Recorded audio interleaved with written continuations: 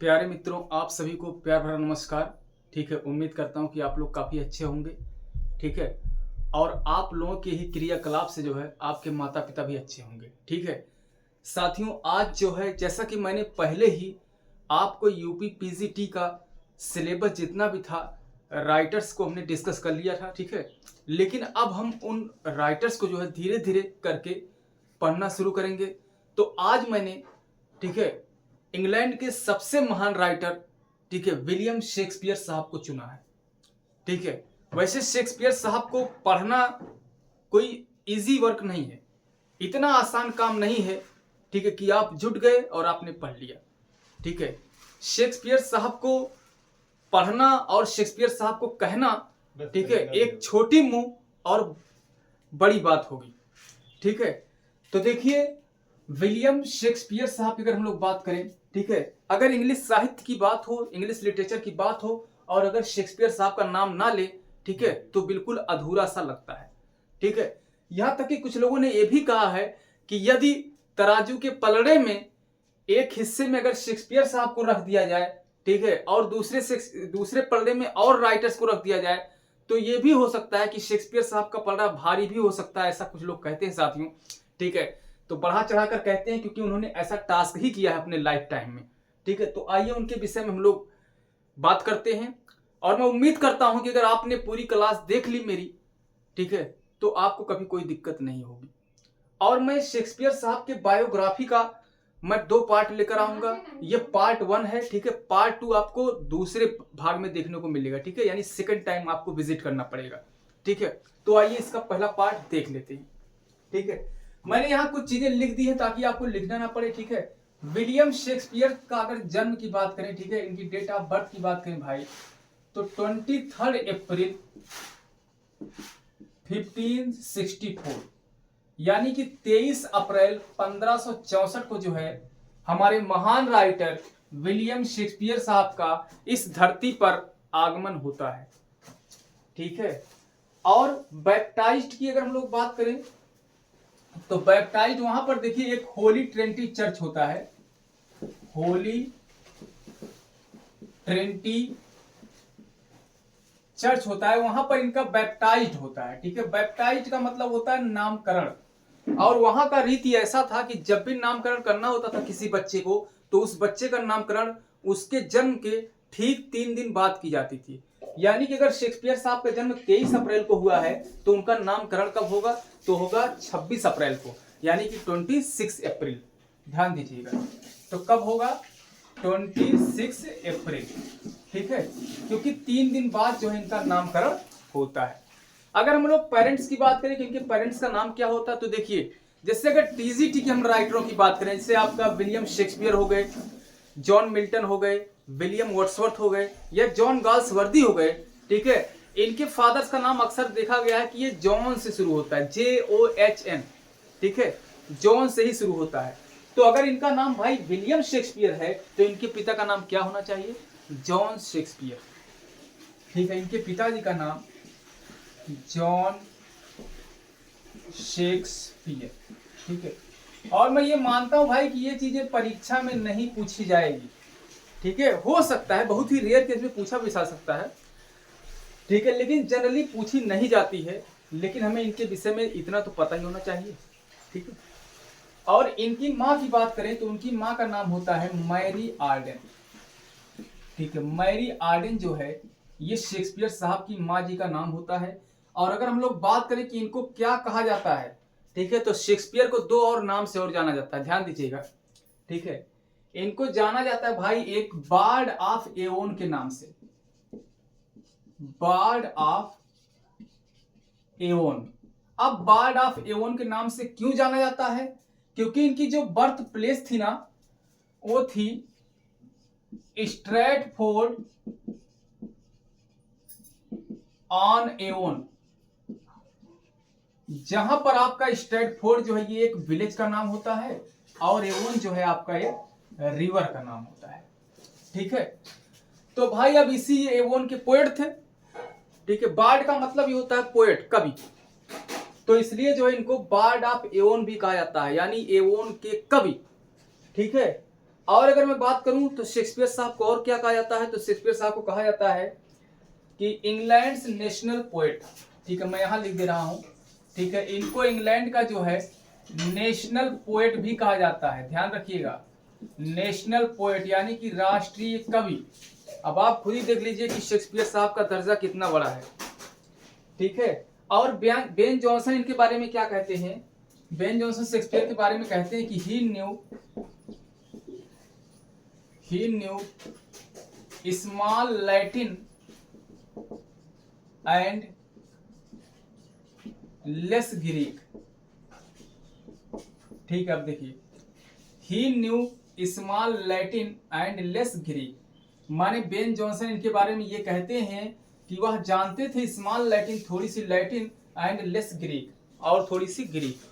कभी काल एग्जाम में, कभी काल क्या, मैंने प्रायः देखा एग्जाम में ये चीज पूछ ही लिया जाता है कि who said about Shakespeare he knew small Latin and less Greek, so your answer will B Ben Jonson. ठीक है, वो बेन जॉनसन ही थे जो शेक्सपियर साहब के बारे में कहते हैं कि he knew small Latin and less Greek. चलिए, उम्मीद करता हूं कि आप लोगों को ये सारी चीजें क्लियर होंगी। ठीक है, अगला मैरिट की हम लोग बात करेंगे कि इनकी मैरिट कब होती है। ठीक है, इनका विवाह कब होता है। ठीक है, मैं देखूं क्या पूरा आ रहा है कि नहीं। अच्छा, आ रहा है क्लियर। ठीक है, रुकिए, थोड़ा सा मैं इसको और थोड़ी सी स्पष्ट कर दे रहा हूँ, so that you will be able to watch clearly. ठीक है, क्योंकि इधर वाला पार्ट मैं देख रहा हूँ कम ही दिखाई पड़ रहा है। ठीक है, but doesn't matter, after some time everything will be cleared.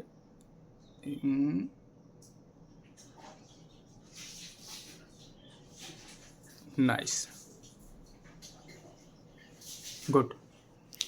ठीक है, तो 1582 को जो है विलियम शेक्सपियर साहब की शादी होती है। शादी किससे होती है, शादी होती है किससे भाई, तो ये होती है एन हैथवे से, एन हैथवे।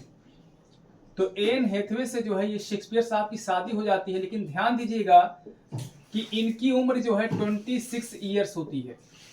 जिस लड़की से इनकी शादी होती है उनकी उम्र जो है ये एन हैथवे से होती है 26 ईयर्स ओल्ड। ठीक है, जबकि हमारे शेक्सपियर साहब उस समय जो है 18 ईयर्स ओल्ड के होते हैं, यानी 18 साल के। अब इसका मतलब क्या होता है कि ये अपनी उम्र से 8 साल ज्यादा उम्र की लड़की से इन्होंने शादी किया, क्योंकि इनकी उम्र 18 होती है और एन हैथवे की उम्र जो है 26 होती है। ठीक है, ये बात भी ध्यान रखिएगा। वैसे ये चीज इंपॉर्टेंट नहीं है, बट इंपॉर्टेंट है इनकी द डेट ऑफ ये वेडिंग, शादी की, यानी 1582, 1582 याद रखना। नेक्स्ट देखिए, शादी विवाह के उपरांत जो है इनके 3 बच्चे भी होते हैं, जिनमें से पहली होती है सुसैना। ठीक है, सुसैना इनकी एक बेटी होती है, और बाद में इनको 2 ट्विंस होते हैं ना, 2 जुड़वा बच्चे होते हैं, जिसको हम कहते हैं हेमनेट एंड जूडिथ।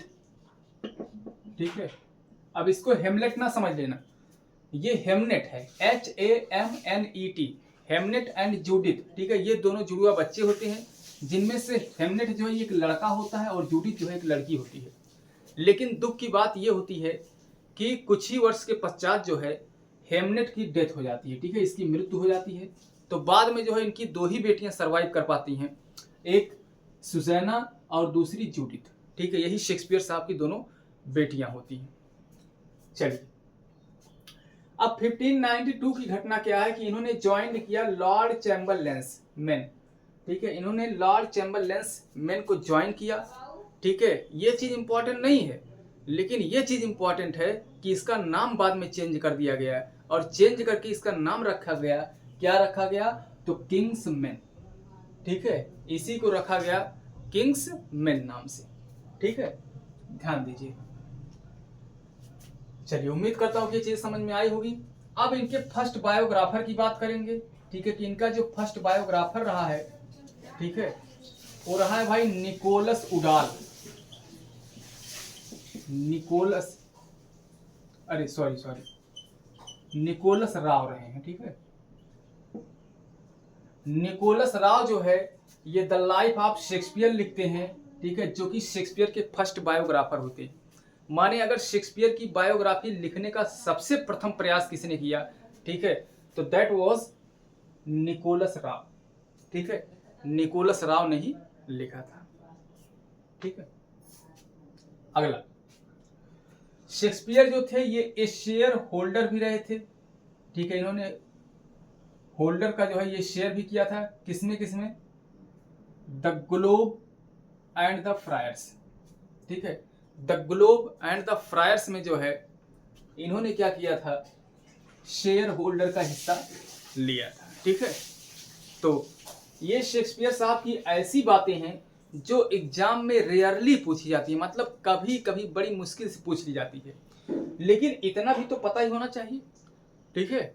और मैं ये भी बता दे रहा हूँ कि ये चीजें जरूरी नहीं कि एग्जाम में पूछी जाए, ठीक है, but you will have to read about this because Shakespeare is your writer, ठीक है। तो आइए मैं इसको एक बार रिपीट कर दे रहा हूँ, ठीक है, इसके बाद मैं इस क्लास को समाप्त करूंगा, ठीक है। इसके बाद मैं पार्ट 2 इसका लेकर आऊंगा शेक्सपियर साहब का, और पार्ट 2 देखना बहुत ही ज़्यादा जरूरी है, क्योंकि मैं उसमें ऐसे ही मतलब फैक्ट्स लाने वाला हूँ जो कि एग्जाम में पूछी जाएगी, ठीक है। तो आइए मैं इसको एक बार रिपीट कर दे रहा हूँ। हमने बात किया विलियम शेक्सपियर की, ठीक है, William Shakespeare was the greatest dramatist, ठीक है, ये बहुत ही बड़े नाटककार रहे हैं। इनका जन्म जो है ये 23 अप्रैल 1564 को होता है। कहाँ पर होता है, तो स्ट्रैटफोर्ड अपॉन एवोन में, ठीक है, जहां पर स्ट्रैटफोर्ड इनके विलेज का नाम होता है, एवोन जो है इनकी रिवर का नाम होता है। लेकिन इसमें एक चीज छूटा हुआ है, वारविकशायर जो है ये एक कंट्री का नाम होता है जहां पर इनका जन्म होता है, ठीक है। और बैप्टाइज की बात करें तो ये होली ट्रिनिटी चर्च में जो है ये बैप्टाइज प्लेस है इनका, जो कि 26 अप्रैल को होता है, क्योंकि जो बैप्टाइज होता है नामकरण जो है जन्म के 3 दिन बाद होता है। पेरेंट्स की बात कर ले तो जॉन शेक्सपियर, मैरी आर्डेन, ठीक है, और इनको क्या कहा जाता है, तो इनको बार्ड ऑफ एवोन कहा जाता है, इंग्लैंड नेशनल पोएट भी कहा जाता है। और बेन जॉनसन ने इनको क्या खूबसूरत लाइन कही है कि he knew small Latin and less Greek, ठीक है। इनकी शादी जो है एन हैथवे से हो जाती है 26 ईयर्स की लड़की से, और उस समय उनकी उम्र जो है 18 साल होती है। कब होती है, तो 1582 में। इनकी 3 किड्स होती है, सुसैना, और बाद में इनकी 2 जुड़वा बच्चे पैदा होते हैं, हेमनेट और जूडिथ, ठीक है। इन ट्विंस में से हेमनेट की जो है डेथ हो जाती है। बाद में शेक्सपियर साहब की मात्र 2 ही बेटियां यानी सुसैना और जूडिथ जो है दोनों सर्वाइव कर लेती हैं, ठीक है। और 1592 में इन्होंने लॉर्ड चैम्बर्स लेंसमैन को ज्वाइन किया था, जिसका बाद में नाम पड़ गया था किंग्समैन, माने नाम बदला गया, ठीक है। फिर मैंने ये बताया कि फर्स्ट बायोग्राफर इनके कौन रहे हैं, तो निकोलस राव रहे हैं, ठीक है। एग्जाम में कई बार पूछा जाता है कि who is the first biographer of William Shakespeare, so your answer will be Nicholas Rowe. फिर इसके बाद इस शेयर होल्डर भी रहे, किसमें रहे, in the globe and the theatre, ठीक है। अब इतनी सारी बात मैं ये सोचता हूँ कि आपको याद रखनी है, ठीक है। अब मैं इसका पार्ट 2 लेकर आऊंगा, लेकिन अब हर वीडियो में जो है आपको 5 क्वेश्चन भी मिलेंगे, ठीक है। उन क्वेश्चन का मैं आंसर भी बताऊंगा, लेकिन मैं ये समझता हूँ कि उससे आपको एग्जाम नोट कर लेते तो बड़ा अच्छा रहता, ठीक है। और अगर आप इसकी भी नोटबुक बनाना चाहते हो तो नोटबुक बना लीजिएगा, ठीक है। This will be very useful to your examination, ठीक है। बाकी आप लोग भरोसा रखिए, विश्वास रखिए, क्लास अटेंड कीजिए, प्रैक्टिस सेट लीजिए, ठीक है, MCQ के क्वेश्चन हल कीजिए, ठीक है। तो you will be able to